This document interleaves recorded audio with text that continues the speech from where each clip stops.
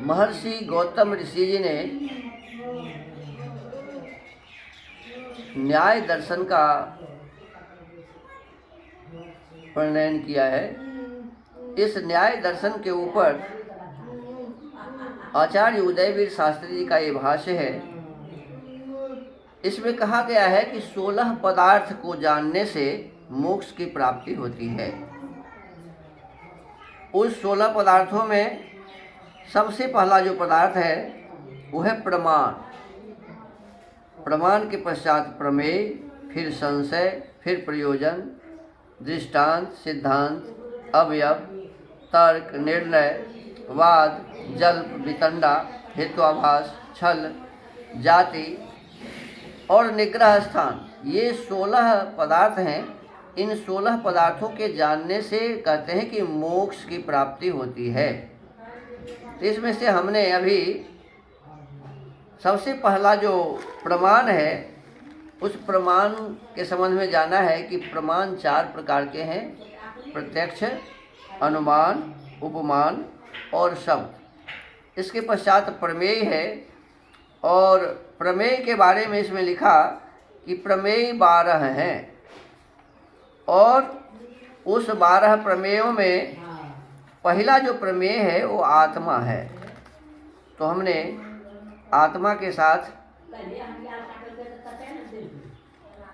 इस शरीर का, इंद्रियों का और इस इंद्रियों के पश्चात में मन का, बुद्धि का, इस 12 में से हमने प्रवृत्ति तक आत्मा, शरीर, इंद्रिय, फिर इसके विषय, अर्थ, बुद्धि और मन, फिर प्रवृत्ति, इस प्रवृत्ति तक जान लिया है। अब आज हम पढ़ते हैं दोष। कहते हैं कि हमारे इस शरीर में, हमारे इस जीवन में 3 प्रकार के दोष हैं। क्या क्या? तो सबसे पहला दोष है कि हम इस शरीर के माध्यम से जो भी काम करते हैं तो किसी राग के कारण करते हैं। हमारे भीतर कोई राग है, किसी के प्रति लगाव है, और उस लगाव के कारण हम कोई काम करते रहते हैं, और काम करने से ही पाप और पुण्य होता है। तो कहते हैं कि राग के कारण हमें जो पाप और पुण्य होता है, मोह के कारण जो हमें पाप पुण्य होता है, और द्वेष के कारण जो पाप पुण्य होता है, तो यही तीनों हमारे इस जीवन में दोष है। प्रत्येक व्यक्ति राग, द्वेष, मोह के रूप में दोषों को जानता है। इनको लक्षण द्वारा निर्देश करने की क्या आवश्यकता थी? राग, द्वेष, मोहा दोषाः, इस रूप में सूत्र कह देना चाहिए था। इसका समाधान करते हैं कि कौन व्यक्ति राग, द्वेष अथवा मोह से अभिभूत है, यह उनके कर्मों से जाना जाता है। राग से अभिभूत व्यक्ति वैसे कर्म करता है जिनसे वह सुख अथवा दुख भोगता है। वे कर्म राग से अभिभूत होकर किए गए हैं, यह उन कर्मों के द्वारा पहचाना जाता है। इसी प्रकार द्वेष और मोह से अभिभूत होकर किए गए कर्मों के विषय में समझना चाहिए। तात्पर्य है, राग, द्वेष आदि की पहचान कर्म मूलक है।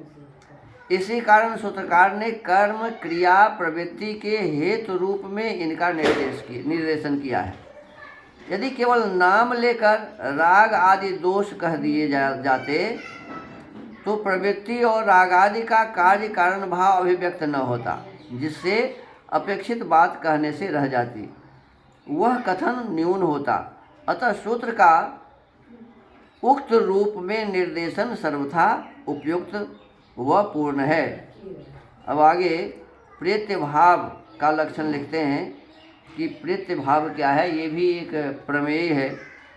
तो विशेष रूप से आज के स्वाध्याय में हमको ये समझ में आया कि राग, द्वेष और मोह, ये तीनों हमारे जीवन में दोष तब बन जाते हैं कि जब हम किसी भी कार्य को इसलिए करते हैं कि इससे मुझे सुख हो या जिससे मुझे दुख होता है। तो दुख और सुख को प्राप्त करने के लिए जब किसी काम को हम करते हैं राग से या नहीं करते हैं द्वेष से, तो राग द्वेष या उसके प्रति जो लगाव बना हुआ है, मोह बना हुआ है, तो इसके माध्यम से जब करते हैं तो तभी ये हमारे लिए दोष बन जाता है। तो इस दोष से निकलने की आवश्यकता है। पीछे कहा गया है कि जब आत्मा के संबंध में, परमात्मा के संबंध में, प्रकृति के संबंध में, इस संसार के संबंध में सही सही बातें हमको पता चल जाता है कि यह बात यही है, ऐसा ही है, तो फिर राग द्वेष और मोह के चक्कर में हम न पड़कर करणीय कर्तव्य जो परमात्मा ने आदेश दिया है हमें करने का, उस करणीय कर्तव्य को कर्तव्य समझकर करते हैं। जैसे गीता में भगवान कृष्ण लिखते हैं, कर्मण्येवाधिकारस्ते मा फलेषु कदाचन। कर्म करिए, हम केवल कर्म करने के लिए संसार में आए हैं। फल तो हमें मिलेगा, जैसा हम करेंगे वैसा फल मिलेगा। तो इस प्रकार से निष्प्रिय भाव से जब हम कर्म करते हैं तो फिर हमें वह कर्म मोक्ष की ओर ले जाता है। तो इसी प्रकार से हमें प्रतिदिन नियमित रूप से इस विषय वस्तु का स्वाध्याय करना चाहिए, समझना चाहिए, जानना चाहिए कि हमारे शास्त्रों में ऋषियों ने क्या लिखा है। तो इसी क्रम में आज हमने इस न्याय दर्शन के सूत्र का स्वाध्याय किया। आज के स्वाध्याय के क्रम को यहीं विराम देते हैं। ओम।